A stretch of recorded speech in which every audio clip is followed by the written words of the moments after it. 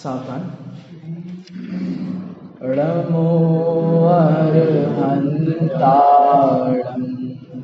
नमो सिद्धाणं नमो आयतीराणं नमो वज्रायाणं नमो लोये सर्वसाधूणम्।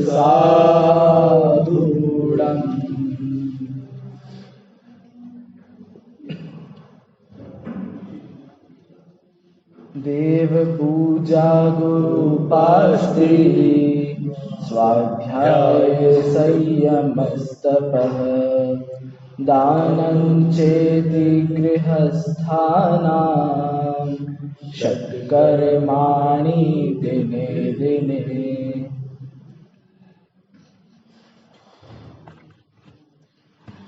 देव पूजा के माध्यम से हमारी चर्चा चल रही है सम्यक ज्ञान के तीसरे अंग पर। सम्यक ज्ञान के तीसरे अंग का नाम है उभयाचार, जिसमें शब्द और अर्थ को यथावत पढ़ने की हमें प्रेरणा या सीख मिलती है। जिसमें शब्द और अर्थ को यथावत पढ़ने की सीख हमें मिलती है। तो हम पूजा पीठिका के माध्यम से ये सारी चर्चा को आगे बढ़ा रहे हैं। अभी जैसे हम सामायिक पाठ कर रहे थे, उसमें भी एक पंक्ति आई थी कि यदि आप शब्द और अर्थ को विधिवत नहीं पढ़ते हो या उसमें कुछ त्रुटि करते हो तो ये आपके प्रमाद का द्योतक है। आपके प्रमाद को बता रहा है कि आप शब्दों को, अर्थों को समझने में कितने बड़े प्रमादी हो रहे हो। तो उस प्रमाद, चूंकि हमें प्रमाद का निराकरण सबसे पहले करना है। यदि आपको जिन धर्म में आगे बढ़ना है, उन स्थानों में भी आगे बढ़ना है, तो हमें प्रमाद पर भी बहुत ध्यान देना होगा, क्योंकि प्रमाद भी आश्रम के हेतुओं में आता है। तो अब इस प्रमाद को यदि हम रोकेंगे तो कुछ हमारी बात और आगे बढ़ सकती है। तो अब हम पूजा पीठिका के माध्यम से चर्चा कर रहे हैं कि हम रोज इन चीज़ों को पढ़ते हैं, रोज इन चीज़ों का पाठ करते हैं, सभी को याद भी है लगभग सारी ही चीज़ें, लेकिन हम कितना अशुद्ध पढ़ते हैं इन चीज़ों को और इनके अर्थ क्या होते हैं हमें वो भी ख्याल में नहीं आते। तो इस माध्यम से हमने चर्चा को शुरू किया था। अभी गत 3-4 दिनों से हम चर्चा को काफ़ी आगे ले जा चुके हैं। अब हम चर्चा करने वाले हैं पूजा प्रतिज्ञा पाठ पर, जो हमारी कल से चर्चा चल रही थी कि अब मैं कुछ प्रतिज्ञा करने वाला हूं भगवान के सामने। आपकी भगवान की पूजा के लिए कुछ कुछ प्रतिज्ञाएं मुझे करनी हैं। तो पहली प्रतिज्ञा तो मैं ये कर रहा था कि हे भगवान, आप अनंत लक्ष्मी के धारी हैं, आप केवल ज्ञान के धारी हैं और ऐसे भगवान मेरे लिए कल्याणकारी हैं। इन भगवान की पूजा, इन भगवान का यज्ञ करने की मैं प्रतिज्ञा करता हूँ। उसके बाद हमने कल उनके केवल ज्ञान की बहुत विशद रूप से चर्चा की थी कि कैसे युगपद होता है उनका दर्शनोपयोग और ज्ञानोपयोग, और कैसे वो समस्त लोकालोक को, काल को जानते हैं। अब आज हमें चर्चा आगे बढ़ानी है हमारी। अब आज का जो प्रसंग है, आज की मेरी प्रतिज्ञा है, मैं आपको स्वस्ति परमर्षि मंगल पाठ तक लेकर जाना चाहता हूँ। वो चर्चा हम शुरू कर दें तो अब 2 दिन हमारे पास जो शेष हैं उसमें हम फिर पूर्ण करेंगे ये पाठ भी। चलिए आप पढ़ो, हाँ। अभी पृष्ठ क्रमांक आप निकालें 36, जिनेन्द्र अर्चना पृष्ठ क्रमांक 36। शुरू के 3 छंदों की चर्चा हम कर चुके हैं पूजा प्रतिज्ञा पाठ में। अब आज से हमें चर्चा करनी है चौथे छंद से। चौथे देखिए आप पृष्ठ क्रमांक 36। द्रव्यस्य शोधमधिगम्य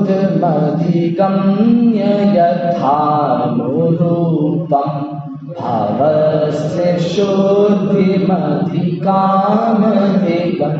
तु कामः आलम्बनानि विविधान्य बलं त्यवल्गन् भूतार्थ यज्ञ पुरुषस्य करो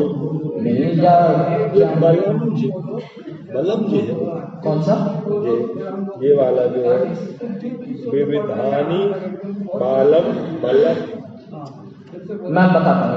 बलगन है, बलगन, वलगन है, विविधानी आलम्ब्य वलगन। अभी मैं बताता हूँ आपको एक एक करके। चलिए दो लाइन में पहले पढ़ देता हूँ, उसके बाद आप एक बार रिपीट कर लेना देख करके। द्रव्यस्य शोद्धि द्रव्यस्य शोद्धिमधिगम्य यथानुरूपं भावस्य शोद्धिमधिकामधिगन्तुकामः। द्रव्यस्य शोद्धिमधिगम्य यथानुरूपं भावस्य शोद्धिमधिकामधिगन्तुकामः। आलम्बनानि विविधान्यवलम्ब्यवल्गन् भूतार्थयज्ञपुरुषस्य करोमि यज्ञम्। आलम्बनानि विविधान्यवलम्ब्यवल्गन् भूतार्थयज्ञपुरुषस्य करोमि यज्ञम्। बढ़िया। देखिए, अब इस छंद में किसकी चर्चा की गई है, बहुत जरूरी बात है ये। तो सबसे पहले मैं आपको शब्द बता देता हूं सारे। सबसे पहला है द्रव्यस्य, अगला है शुद्धि, उसके बाद है अधिगम्य, शुद्धिम और अधिगम्य और यथानुरूपम, फिर है भावस्य, शुद्धिम। अब ये शब्द को ध्यान से देखेंगे हम। अधिकाम, शुद्धिम, अधिकाम, अधिगंतु। क्या शब्द है वो? अधिगंतु। गंतु नहीं है, गंतु है। न का उच्चारण आना चाहिए उस अनुस्वार से। गंतु, अधिगंतु काम। उसके बाद है आलंबनानी, फिर है विविधानी। दिख गया आपको? आलंबनानी, उसके बाद क्या है? विविधानी। दिख गया सभी को? विविधानी। फिर है अवलंब्य, फिर है वल्गन। भूतार्थ यज्ञ पुरुषस्य करोमि यज्ञम। इस प्रकार कुछ शब्द हैं इसमें। अब आप इनके अर्थ पर थोड़ा सा ध्यान देंगे तो आपको बहुत आनंद आएगा कि आप जिन पूजन करने जा रहे हैं तो आपको किन किन बातों का ध्यान रखना चाहिए। तो अब चूंकि हम प्रतिज्ञा कर रहे हैं भगवान के सामने, अब वो प्रतिज्ञा में किन किन बातों का हम विशेष कर ध्यान रखेंगे कि जिनेंद्र भगवान, आपकी पूजा करने आज मैं आया हूं और मेरे पास ये चीजें हैं। यदि ये चीजें सही हैं तो आप मेरी पूजा को स्वीकार करेंगे, और नहीं है तो आप पूजा को स्वीकृत नहीं करेंगे। ऐसा अब जिनेंद्र भगवान क्या स्वीकार करें और क्या नहीं स्वीकार करें, लेकिन आपकी शुद्धि के लिए इन चीजों को बताया जा रहा है। देखिए, द्रव्यस्य शुद्धिम, द्रव्य की शुद्धि, अधिगम्य, अधिगम्य मतलब जान करके, अधिगम्य मतलब होता है जान करके। तो द्रव्य की शुद्धि को जान करके, कैसी द्रव्य की शुद्धि है वो? यथानुरूपम। क्या होता है यथानुरूपम? मतलब देश काल के अनुरूप। पहला अर्थ तो ये होता है भाई, द्रव्य क्षेत्र काल भाव के अनुरूप। तो आपके द्रव्य क्षेत्र काल भाव के अनुरूप जैसी जैसी द्रव्य शुद्धि हो सकती है उसको जान करके। और एक यथानुरूप का अर्थ होता है शास्त्रों में जैसा वर्णित है वैसी शुद्धि, यथानुरूप। काय की शुद्धि कर रहे हैं भैया यहाँ पर? काय की शुद्धि है भाई? द्रव्य की शुद्धि है। क्या होता है द्रव्य? ठीक है। अब द्रव्य का मतलब बहुत सारा होता है, बहुत व्यापक शब्द है द्रव्य। तो इस द्रव्य में बहुत सारे अर्थ आपको मिल जाएंगे। सबसे पहला है अष्ट द्रव्य, जो द्रव्य अब भगवान के सामने हम चढ़ाने वाले हैं शास्त्र के अनुरूप होने चाहिए, द्रव्य क्षेत्र काल भाव के अनुरूप होने चाहिए। तो यथानुरूप अष्ट द्रव्य हो गए। और क्या द्रव्य में आ जाएगा आपका? अब विचार करिए, आप भगवान की पूजा करने जा रहे हैं तो आपका आचरण कैसा होना चाहिए उस समय, आपकी वेशभूषा कैसी होनी चाहिए, आपके परिणाम विचार कर कैसे होने चाहिए, सब द्रव्य शुद्धि में जाएगा। आप सुबह नहाए धोए हुए हो, शुद्ध वस्त्र पहने हुए हो, और आप ऊपर जब भगवान की पूजा कर रहे हो आपके पास जिनवाणी हो, शुद्ध जिनवाणी हो, सब द्रव्य शुद्धि के अंदर जाएगा। इतनी सारी चीजें द्रव्य शुद्धि के अंदर जाती हैं। और तो इन द्रव्य शुद्धियों का भी हमें ध्यान रखना पड़ेगा। क्यों रखना पड़ेगा अगली लाइन में पता चलेगा। लेकिन जो हम द्रव्य शुद्धि को कभी कभी नेग्लेक्ट भी कर देते हैं कि जाने दो, ठीक है बिना नहाए धोए हैं तो क्या पूजन कर सकते हैं, कर सकते हो, कोई मनाही नहीं है, लेकिन अगली पंक्ति में समझ में आएगा कि द्रव्य शुद्धि की कितनी आवश्यकता है। चलिए अगली पंक्ति देखते हैं। भावस्य शुद्धिम, भाव की शुद्धि, अधिकाम, कैसे भाव की शुद्धि हो? अधिक रूप से भाव की शुद्धि हो। द्रव्य शुद्धि का प्रयोजन क्या होना चाहिए? अधिक रूप से, बढ़ते हुए रूप से भावों की शुद्धि होना, ये होना चाहिए द्रव्य शुद्धि का प्रयोजन। तो अब आप यदि सुबह से नहा धोकर शुद्ध वस्त्र पहनकर मंदिर जाते हो तो प्रयोजन क्या होना चाहिए कि 10 लोग देखें कि हम नहा धोकर आए हैं? तो ये नहीं होना चाहिए। अधिक रूप से भावों की शुद्धि होना चाहिए। पहली बात, आप अष्ट द्रव्य की थाली सजाकर भगवान के सामने खड़े होते हो पूजन करने के लिए, क्या प्रयोजन होना चाहिए कि हमारी थाली सबसे नीट एंड क्लीन दिखे?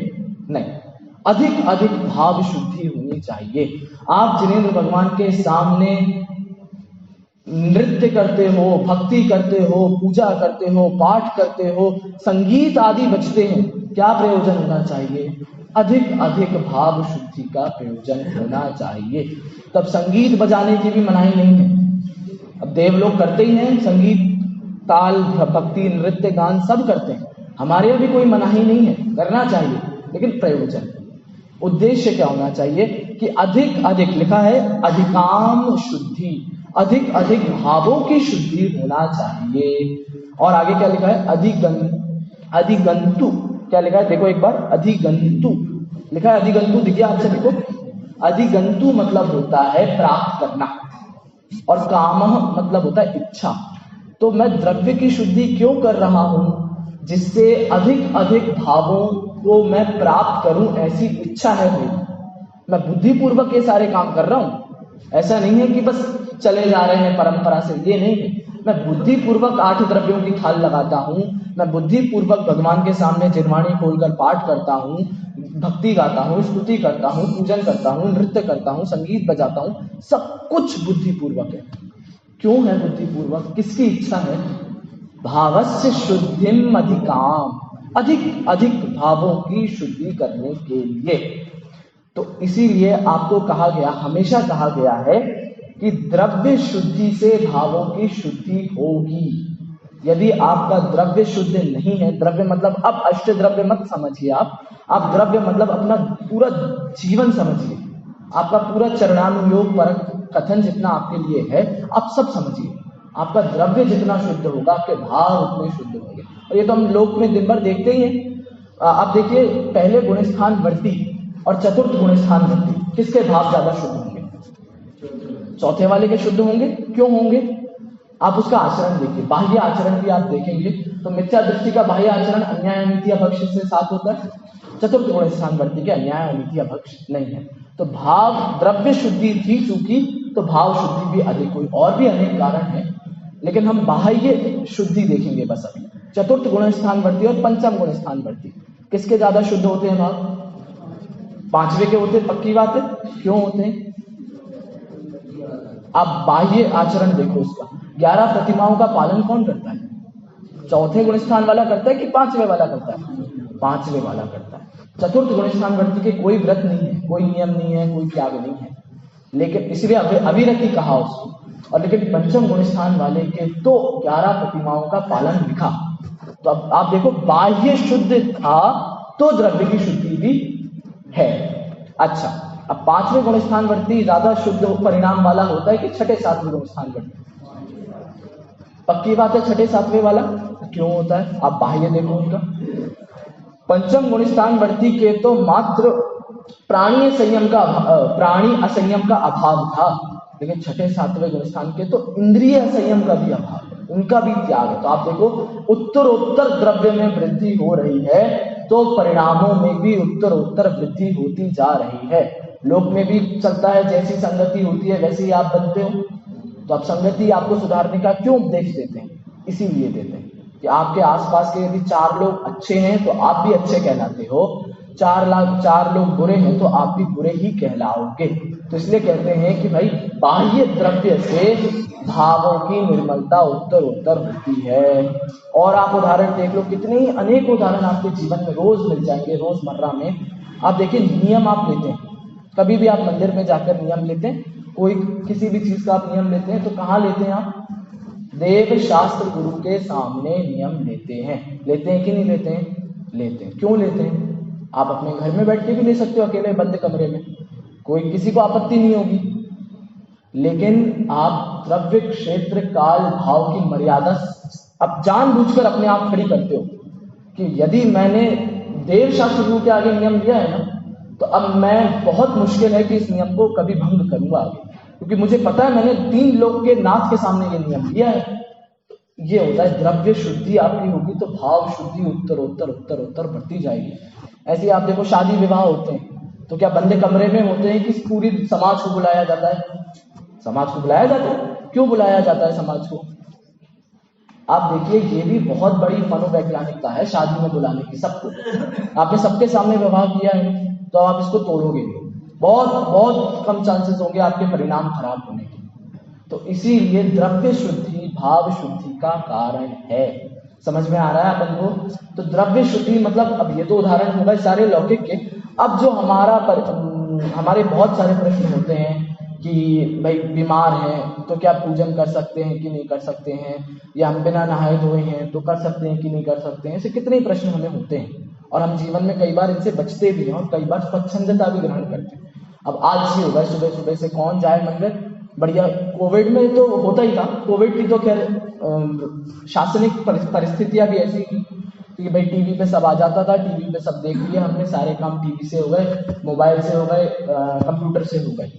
लेकिन आप देखो कोविड खुलने के बाद भी यदि हम यही सारी परिस्थितियों में उलझ गए, इन्हीं सब में होगा कि आज सुबह से बढ़िया अभिषेक आ जाता है, प्रवचन आ जाते हैं, उसके बाद लगे उसके बाद पाठ चलता रहता है, कौन जाए मंदिर? तो हमारी द्रव्य शुद्धि नहीं है। अब चूंकि द्रव्य शुद्धि नहीं है तो हमारी भाव शुद्धि में भी बहुत बड़ा प्रश्न चिन्ह खड़ा होता है। तो इसीलिए हमें वो आदत अब छोड़नी चाहिए, पहली बात। अच्छा, कर सकते हैं कि नहीं कर सकते? बिल्कुल कर सकते हो। अभी आएगी तीसरी चौथी पंक्ति में हम उसी की चर्चा करेंगे कि बिल्कुल कर सकते हो, लेकिन परिस्थिति कैसी है आपकी, उस पर विचार करना चाहिए। एक बात और, अब जिनवाणी हमारे सामने विराजमान है, लेकिन अब फिर भी हम मोबाइल से देख रहे हैं कि घर पे बैठ के प्रवचन सुन लेते हैं, क्योंकि लाइव आ जाते हैं। आजकल तो कहीं जाने की जरूरत नहीं होती, आपको लाइव आ जाते हैं प्रवचन। बहुत अच्छी बात है। यदि आपके घर में मतलब आपके नगर में समव शरण आए तो क्या आप नहीं जाओगे वहां पर? या आप, तब तो मोबाइल का भी जमाना नहीं होगा, लेकिन ज्ञान इतना होता था कि अच्छा उन भगवान का समव शरण आया है, ये बातें बताएंगे, हमें क्या करना, हमें तो सब पता है, यहीं बैठे हम तो इससे भी पता चलता है कि द्रव्य शुद्धि आपकी नहीं है। आप पीडीएफ खोल के बार बार ग्रंथों की देख रहे हो। हाँ, मजबूरी है, आप कहीं सफर कर रहे हो, आप बिल्कुल देखेंगे, देखना चाहिए, क्योंकि उस समय में और कुछ देखें इससे अच्छा हम ये देखेंगे, बिल्कुल देखना चाहिए। लेकिन जब परिस्थिति ऐसी है कि ग्रंथ सामने है आपके, आप जाकर उठाकर आराम से लेकर बैठ के पढ़ सकते हो, और फिर भी पीडीएफ खोलते हैं, फिर भी हम मोबाइल बार बार देखते हैं, तो अब इसमें भी मनाही नहीं है। लेकिन वो मोबाइल आप बार बार ना फिर आगे पीछे करते ही रहोगे, कुछ ना कुछ आपका उसमें चलता रहेगा। तो इसलिए कहा जाता है द्रव्य की शुद्धि से भावों की शुद्धि में बहुत बड़ा अंतर पड़ता है। तो जितना आपका द्रव्य शुद्ध होगा उतने ही आपके परिणाम भी शुद्ध होने वाले हैं। तो अब हमें मंदिर में सभी कार्यों में विचार यही करना चाहिए कि कैसे हम द्रव्य को शुद्ध करें, अष्ट द्रव्य मात्र को नहीं, हमारे पूरे आचरण को हम शुद्ध करें। बिल्कुल नहीं है, मोबाइल में कहीं भी द्रव्य शुद्धि नहीं है। तो अब चूंकि हमारे सामने यदि ग्रंथ विराजमान होगा तो हम विनय करेंगे इसके। अब मोबाइल होगा तो आप सबको पता है हम कितनी ही विनय करेंगे मोबाइल की, और क्या लैपटॉप को नमस्कार करेंगे कि मोबाइल को नमस्कार करेंगे? तो नहीं कर सकते आप।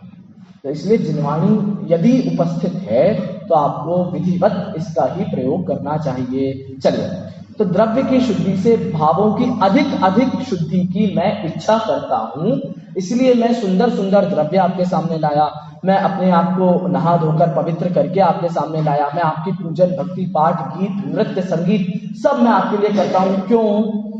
भावों की शुद्धि के लिए। चलिए आगे देखते हैं तीसरी पंक्ति, आलंबनानि विविधानि। आलंबनानि विविधानि, आलंबनानि मतलब आलंबन। अब आप बताइए, विविधानि, विविधानि मतलब बहुत प्रकार के आलंबन।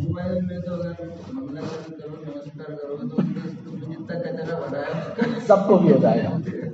चलिए, आलम्बनानि विविधानि मतलब विविध प्रकार के आलम्बन। अब विविध प्रकार के आलम्बनों की लिस्ट बहुत बड़ी हो जाती है, मतलब मैं बहुत सारे आलम्बनों को लेकर आपके सामने आ रहा हूं, बहुत सारी चीजों का सहारा है मेरे पास। इसमें सबसे पहली लिस्ट में सबसे पहली चीज क्या होनी चाहिए हमारी?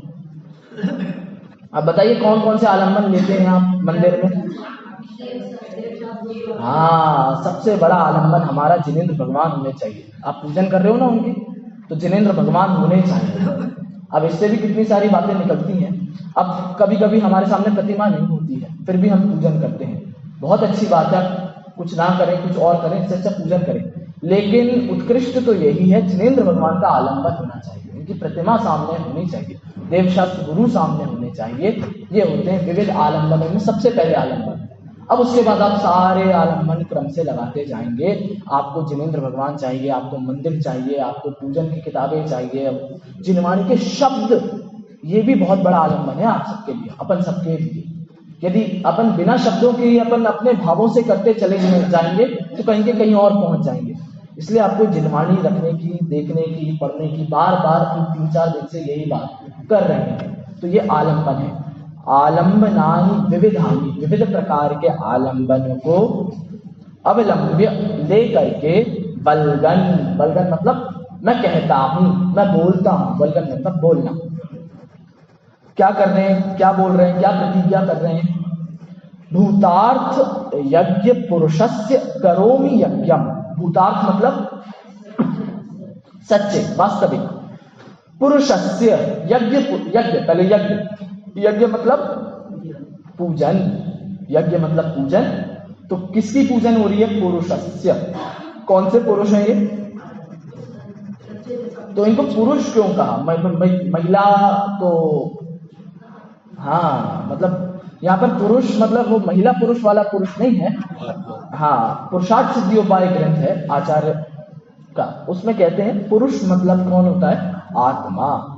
तो भाई ये पूजन किसकी की जा रही है? भूतार्थ यज्ञ पुरुष की पूजा की जा रही है। कैसे हैं भूतार्थ यज्ञ पुरुष? तो ये पूरी चर्चा अभी तक हम जो 3-4 छंदों से कर रहे थे, ऐसे भूतार्थ यज्ञ पुरुष की हम क्या करने वाले हैं? करोमि यज्ञम, मैं यज्ञ करता हूं। यज्ञ करता हूं मतलब उनकी पूजन कर रहा हूं, बराबर है। चलिए, भूतार्थ यज्ञ पुरुष मतलब जो सच्चे देव शास्त्र गुरु या जो सच्चे यज्ञ पुरुष हैं, जिनकी पूजन करने योग्य हैं, ऐसे सच्चे देव, उनकी मैं पूजन प्रारंभ करता हूं। ये प्रतिज्ञा चल रही है, मैं प्रतिज्ञा ले रहा हूं भगवान आपके सामने कि अब मैं जो आपके सामने थोड़ी देर तक करने वाला हूं वो सब आपकी पूजन होगी, उसमें और अन्य बाह्य कुछ भी नहीं होगा। चलिए 5वें नंबर का देखते हैं। अर्हत पुराण पुरुषोत्तम पावनानि वस्तून्यनूनमखिलान्ययमेक एव अस्मिन् ज्वलत् विमल केवल बोधवन्नं पुण्यं समग्रमहमेकमनाजो। देखिए पहले शब्द देख लेते हैं, फिर एक बार रिपीट कर लेंगे हम। सबसे पहला है अर्हत, दिख गया अर्हत, सरल है, सामने है। पुराण, फिर है पुरुष, उत्तम और पावनानी, ऐसे शब्द हैं। अगला देखिए, ये वाली पंक्ति में बहुत हम विचलित हो जाते हैं इसको पढ़ने में, बहुत सरल पंक्ति है ये। देखो वस्तु मिल गया, वस्तु, वस्तु के बाद लिखा है अनुनम। कहाँ गया अनुनम? वो एक यण संधि होती है संस्कृत की, उसके कारण यहां पर यह हो जाता है। तो वस्तु अनुनम, वस्तुनि अनुनम। उसके बाद क्या है? अखिलानी, वस्तुनि अनुनम अखिलानी। अखिलानी दिख गया सबको भैया? दिख गया अखिलानी? दिख गया क्या? बराबर साथ में चलते जाना। अखिलानी, अखिलानी के बाद क्या लिखा है? अयम, दिख गया? अयम दिख गया सबको? अखिलानी के बाद लिखा है अयम, फिर है एक और एव। अगली पंक्ति देखते हैं। अस्मिन ज्वलत विमल केवल बोध वर्णम। ये तो सरल है, सीधा सीधा है इसमें। और अंतिम है पुण्यम समग्रम। अहम एक मना जो होमी। दिख गया सभी को? दिख गया भैया? जिनेंद्र रचना है सभी के हाथ में, पेज नंबर 36। हाँ, अभी मैंने सिर्फ आपको शब्द बताए हैं अलग अलग कि इसमें कितने सारे शब्द भरे हुए हैं। अब मैं एक बार 2 पंक्तियां पढ़ता हूं, फिर आप एक बार पाठ करें उसका, देखकर पाठ करें। याद हम सभी को है लेकिन देखकर पाठ करेंगे, शब्द ख्याल में आएंगे। अर्हत पुराण पुरुषोत्तम पावनानि वस्तून्यनूनमखिलान्ययमेक एव। आप रिपीट कर लीजिए, मेरे पीछे आप रिपीट कर लीजिए। अर्हत पुराण पुरुषोत्तम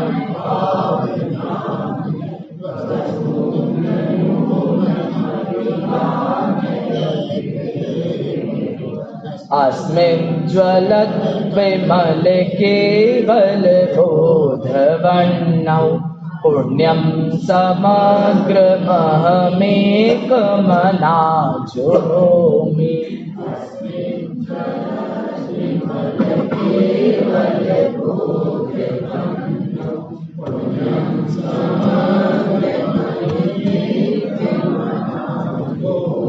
बहुत बढ़िया, देखते हैं हम इसका अर्थ देखते हैं, बहुत सरल है।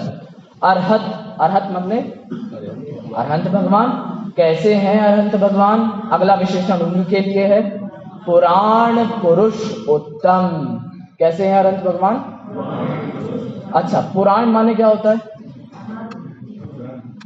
हाँ, पुराण मतलब एक तो होता है प्राचीन, ऐतिहासिक, पुराण पौराणिक तो वो, और पुराण मतलब क्या होता है? एक पुराण मतलब होता है प्रामाणिक, प्रामाणिक। तो अरहंत भगवान कैसे हैं? एक तो अनादि से चले आ रहे हैं, ऐतिहासिक हैं, और दूसरे कैसे हैं? ऐतिहासिक होने के साथ साथ प्रामाणिक भी हैं। ऐसे अरहंत भगवान कैसे हैं? उत्तम हैं, इस लोक में महान हैं। कैसे? अब देखो, पावनानी को अभी छोड़ देते हैं, अगली पंक्ति से अर्थ देखते हैं। पावनानी का अर्थ करेंगे हम। अब आप देखना, जरा ध्यान देना इसमें। पावनानी वस्तुनि अनूनम अखिलानी अयम एक। क्या मतलब होता है इन सब चीजों का? सबसे पहले देखते हैं पावनानी वस्तुनि। पावनानी मतलब पावन, पाप से रहित ऐसी वस्तुनि, वस्तुओं में। कैसी हैं वो वस्तुएं? अखिलानी, अखिलानी मतलब अखिल, अखिल मतलब संपूर्ण, पूरी, सारी की सारी पावन वस्तुओं में अयम एक एव, मैं एक हूं। मतलब क्या? जो 3 लोक में जितनी भी पावन पवित्र वस्तुएं होंगी उसमें से मैं एक हूं। अब आप जरा कनेक्ट करेंगे ऊपर वाले छंद से, द्रव्य शुद्धि के साथ भाव शुद्धि की कंडीशन रखी थी आपके सामने। तो द्रव्य शुद्धि में अब सबसे बड़ी किसकी शुद्धि चाहिए? अपनी शुद्धि चाहिए है। कह रहे हैं इस दुनिया में जितने भी पावन पदार्थ हैं उनमें से एक सर्वोत्कृष्ट पावन पदार्थ मैं हूं। अहम अयम एक एव, मैं ही एक पदार्थ हूं। उसकी शुद्धि बहुत आवश्यकता है। यदि आप अपनी शुद्धि नहीं करोगे तो आपकी पूजन की थाल की शुद्धि, आपके वस्त्रों की शुद्धि, आपके जिनेंद्र भगवान की शुद्धि, आपके मंदिरों की शुद्धि, इनका कोई लाभ नहीं होगा। तो आपको अपनी शुद्धि पर ध्यान देना पड़ेगा। हाँ, अभी आती है बात, आती है। देखो भाई, समझ में आया आपको? इन संपूर्ण जगत के पदार्थों में, पावन पदार्थों में अहम अयम एक एव, मैं एक हूं। अब मैं क्या करने वाला हूं?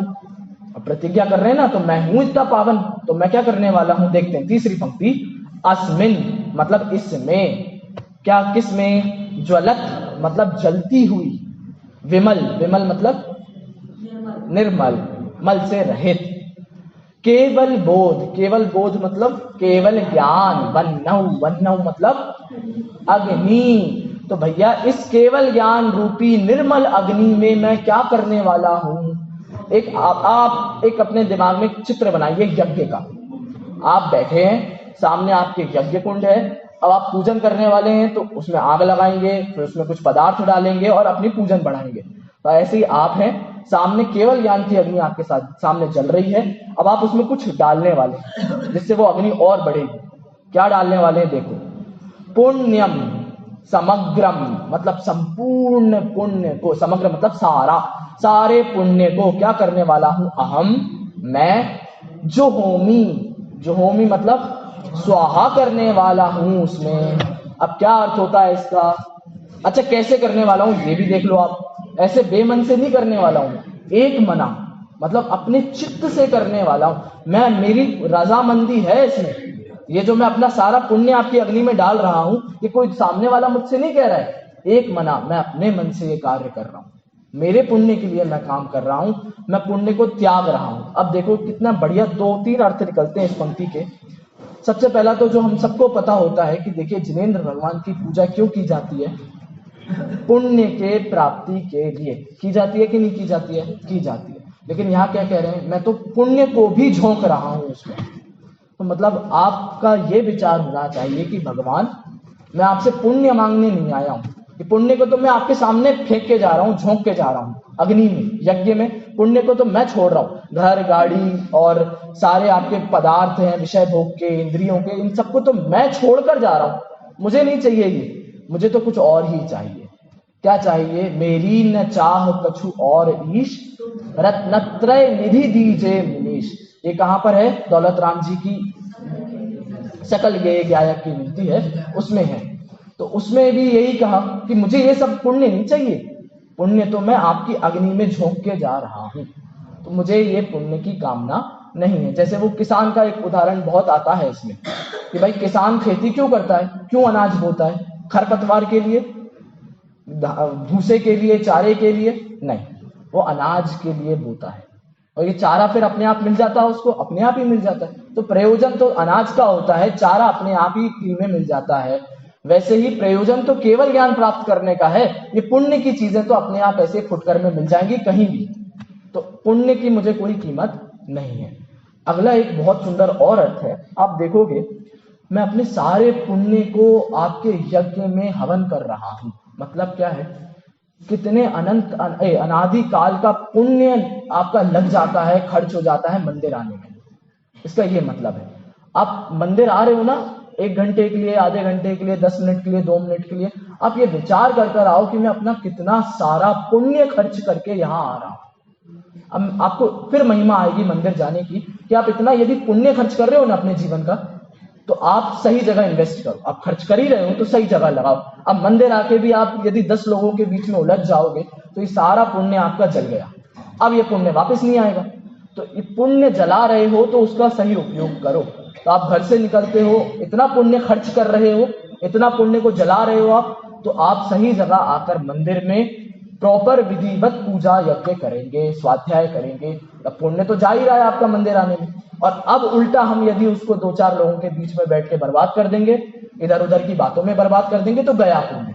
लेकिन अब इस पुण्य को बचाने के लिए या आगामी बंध को रोकने के लिए क्या उपाय है, इस पुण्य का हम सही प्रकार से उपयोग करें, यूज करें। तो ये भी एक अर्थ निकलता है कि हम सारे पुण्य को लगा करके मंदिर में आ रहे हैं। मंदिर आना हमारा बहुत पुण्य कर्म का उदय होता है, ऐसे ही मंदिर नहीं मिल जाते सबको। चलिए, तो इस प्रकार हमने इसका अर्थ देखा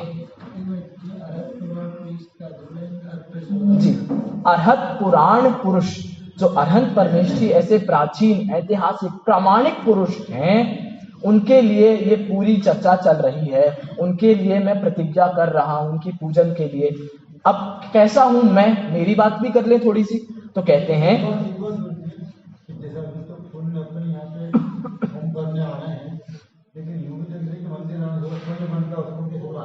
ठीक है, मैं आपको शायद 2-3 दिन पहले भी बताया था कि आप एक फैक्ट है, अनुकूलताओं में आपका स्वाध्याय धर्म ये ज्यादा अच्छा होता है।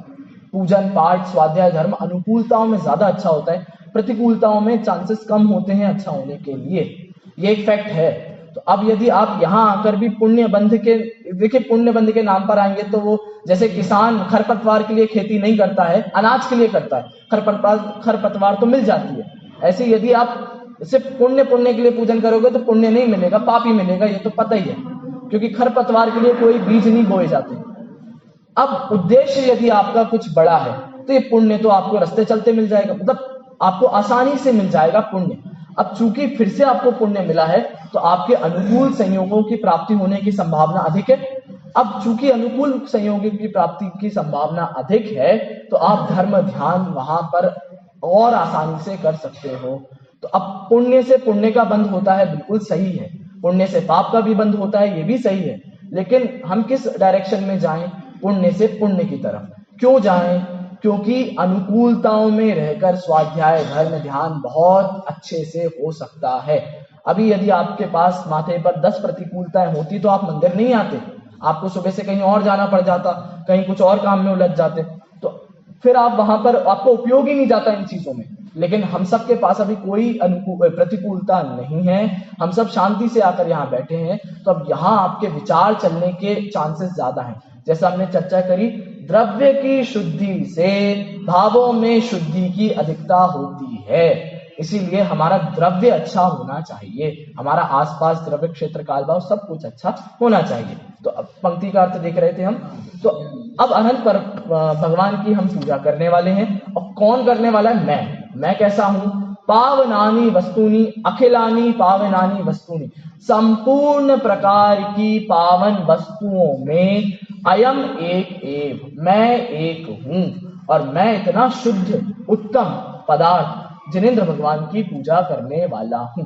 वो अंतिम 2 पंक्तियों में आपकी केवल ज्ञान रूपी अग्नि में मैं सारे पुण्य को जो रहा हूं, मतलब जिनेंद्र अर्चना में आपने पढ़ा हिंदी अनुवाद पुरुष पुराण जिनेश्वर आराध्य एकमात्र वस्तु का स्थान, उसकी केवल ज्ञान अग्नि में कर्म समझ के। ठीक है, तब एकमात्र वस्तु का स्थान मतलब क्या? हाँ, अब वहां जो अर्थ दिया है देखिए, वो अनुवाद किया, पहले बात तो इसका, उसमें अब अनुवाद जिन्होंने भी किया बहुत अच्छा अनुवाद किया, वो उसमें कहते हैं एकमात्र वस्तु का स्थान मतलब ये जिनेंद्र भगवान ही हैं जो वास्तविक भूतार्थ हैं, वास्तविक पूजन योग्य पदार्थ हैं।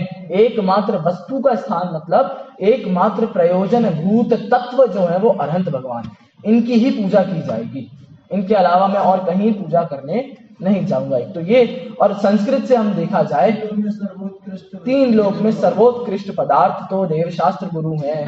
चलिए, अच्छा, इसमें संस्कृत से यदि अर्थ देखा जाए तो मैं सर्वोत्कृष्ट पदार्थ अनंत भगवान की पूजा करने वाला हूं, ऐसा अर्थ निकलता है संस्कृत से देखें तो। चलिए इसका मंत्र पढ़ लेते हैं, फिर आगे चर्चा करते हैं थोड़ी सी। ओम, हम सभी को विदित है ओम, चर्चा हो चुकी है पहले दिन ही हमारी बहुत देर तक। यज्ञ, यज्ञ मतलब पूजन, विधि प्रतिज्ञा, बिल्कुल ध्यान से पढ़ने योग्य होते हैं सारे मंत्र। मैंने अभी शुरू में, आप लोग कम संख्या थी तभी मैंने बताया था कि मंत्रों में अशुद्धियां हम अपने प्रमाद के कारण करते हैं और कोई कारण नहीं है। जल्दी भाई प्रमाद ही है हमारा, सब जगह आलस ही है, प्रमाद का और अच्छा रूप शब्द होता है आलस। तो हम अपने आलस के कारण ये सारी चीजें करते हैं, तो हमें अपने आलस को थोड़ा सा पुरुषार्थ से अलग करना पड़ेगा। देखिए, ओम यज्ञ विधि प्रतिज्ञा, क्या मतलब होता है इसका? यज्ञ की विधि की प्रतिज्ञा के लिए, ठीक है, चतुर्थी विभक्ति है ये। जिन प्रतिमाग्रे मतलब जिनेंद्र भगवान की प्रतिमा के सामने क्या करता हूं? परिपुष्पांजलिम छेपेत, मैं पुष्पों का छेपण करता हूं। समझ में आ गया आप सभी को? चलिए एक बार बता दो ना, यज्ञ प्रतिज्ञा। हाँ, यज्ञ की जो विधि, हाँ यज्ञ मतलब पूजन, उसकी जो विधि की प्रतिज्ञा करी थी ना हमने, इस पाठ का नाम क्या था? पूजा प्रतिज्ञा पाठ। तो इसकी जो प्रतिज्ञा हमने करी है कि मैं इसी विधि से आपकी पूजा करूंगा, सबसे पहले मैं आपकी पूजा करने के लिए आपके सामने खड़ा होऊंगा, उसके बाद मैं द्रव्य शुद्धि करूंगा, द्रव्य शुद्धि का उद्देश्य मेरी भाव शुद्धि होगी, भाव शुद्धि के बाद मैं अपने समग्र पुण्य को आपके सामने होम करूंगा। इस विधि के लिए मैं जिनेंद्र भगवान के सामने, जिन प्रतिमाग्रे जिनेंद्र भगवान के सामने पुष्पों का छेपण करता हूं, ऐसा। चलिए, अब है अगला पाठ हमारा, इसी के नीचे स्वस्ति मंगल पाठ। तो ये तो सबसे सरल होता है, 24 तीर्थंकर भगवानों को इसमें अर्घ्य दिया गया है। इसमें सिर्फ एक शब्द आपको मैं फिर से ध्यान दिलाना चाहूंगा, बाकी तो हमारे सारे शब्दों की चर्चा इसमें हो चुकी है। स्वस्ति मतलब आप सभी को पता है, कल्याणकारी हो, हमारे लिए मंगलकारी हो। और नह मतलब हम सब के लिए, बस एक यही शब्द था। नह मतलब हम वो पढ़ते महावीर स्वामी नयन पथगामी भवतु नह, नह मतलब हम सब के लिए।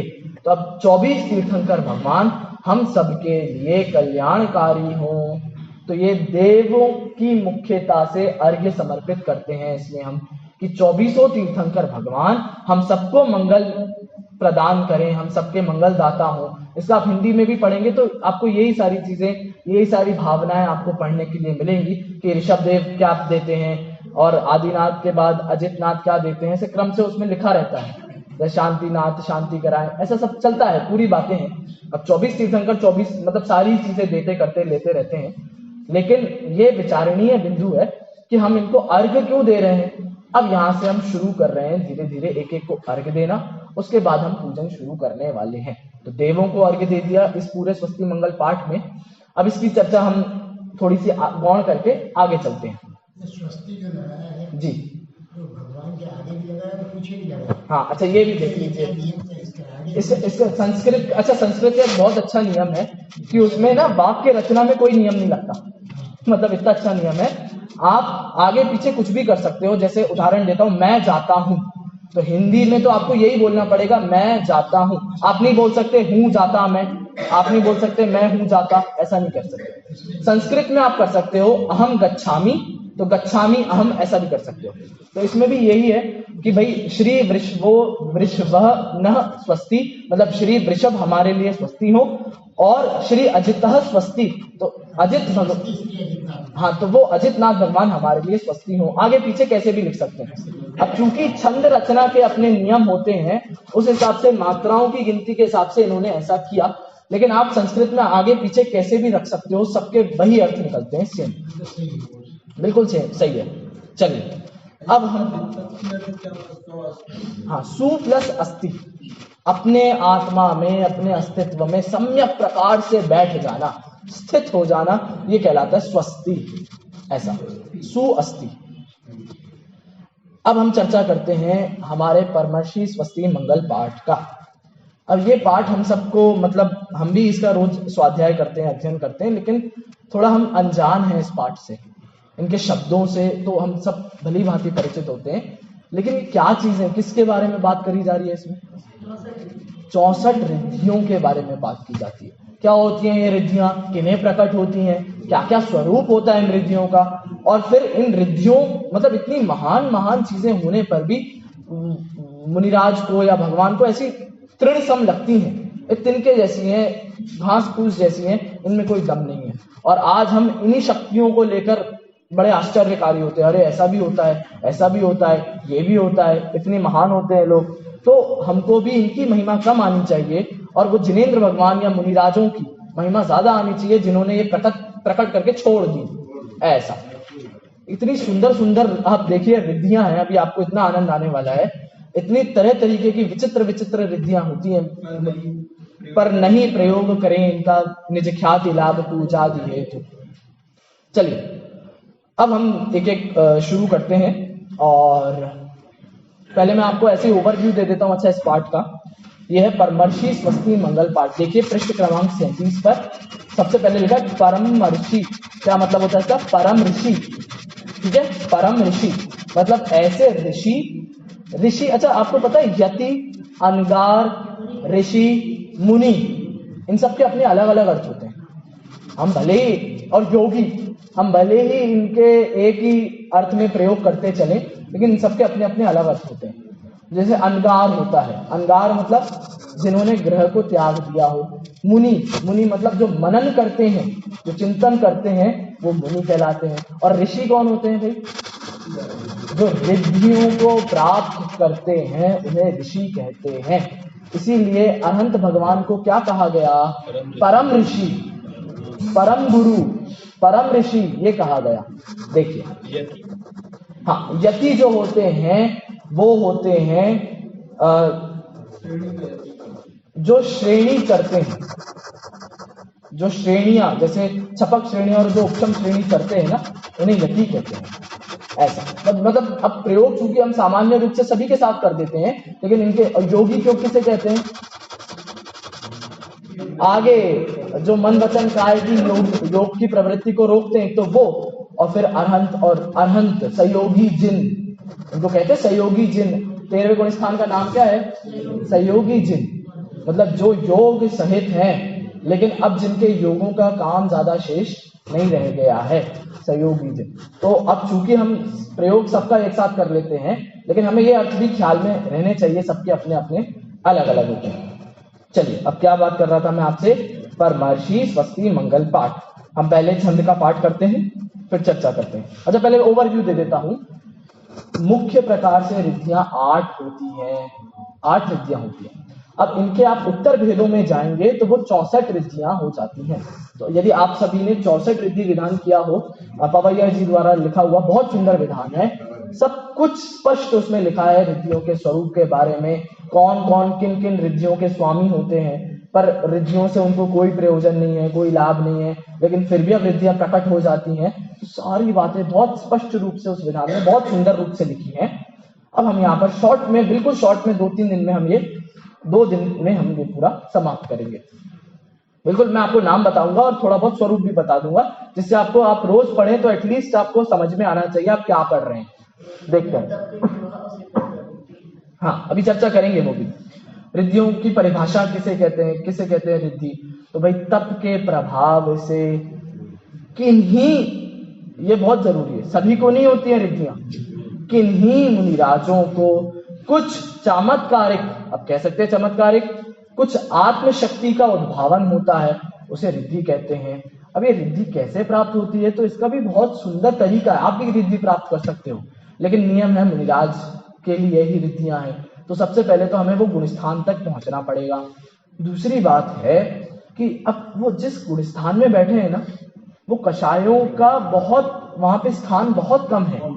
तो जितना कषायों का स्थान कम होगा ना, उतना आपकी आत्मा का विकास हो जाएगा, आपकी आत्मा उदित हो जाएगी। कल पढ़ रहे थे हम लोग, महिमा उदित होती है उनकी।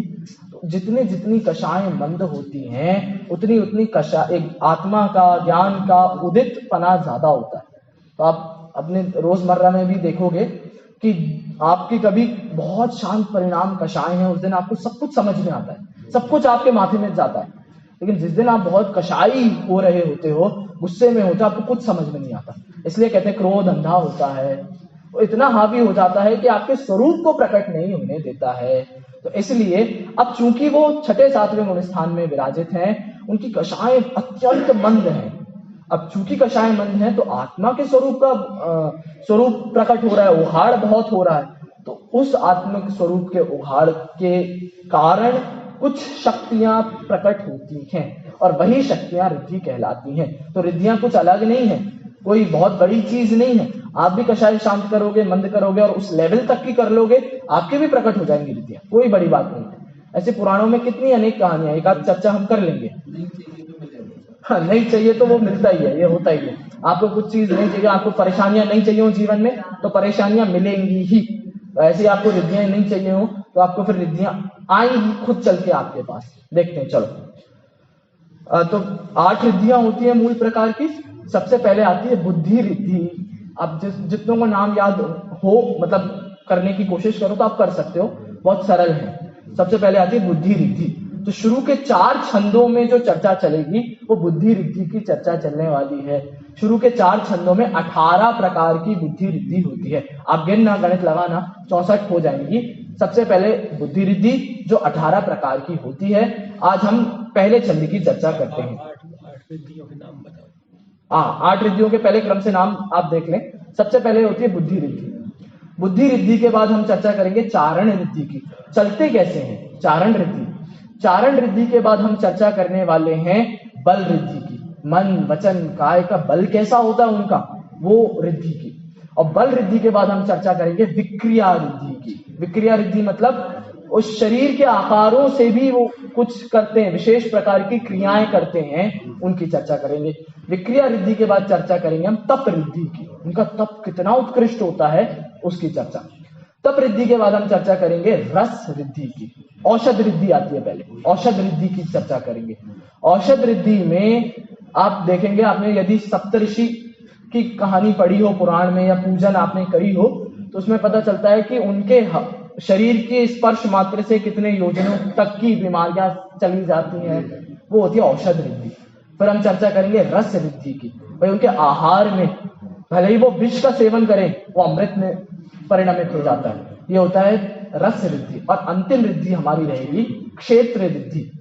क्षेत्र रिद्धि मतलब वो जहां भी जाएंगे वो क्षेत्र कैसा हो जाएगा, वो सारी चर्चा हम करने वाले। तो अब 2-3 दिन इतनी अद्भुत चर्चा होने वाली है, आपको बहुत आनंद आएगा। चलिए अब समय चूंकि हो गया है, केवल ज्ञान वृद्धि नहीं, बुद्धि रिद्धि की सबसे पहली रिद्धि ही केवल ज्ञान रिद्धि है। वो अब उत्तर भेदों में आएगी, मूल भेदों में तो बुद्धि रिद्धि, चारण रिद्धि ये चलेंगी। और अब बुद्धि रिद्धि के जो 18 भेद होते हैं, सबसे पहली रिद्धि केवल ज्ञान रिद्धि है और मूल रिद्धि तो यही है। इस रिद्धि के अंदर तो सारी रिद्धियां आके बैठ गई।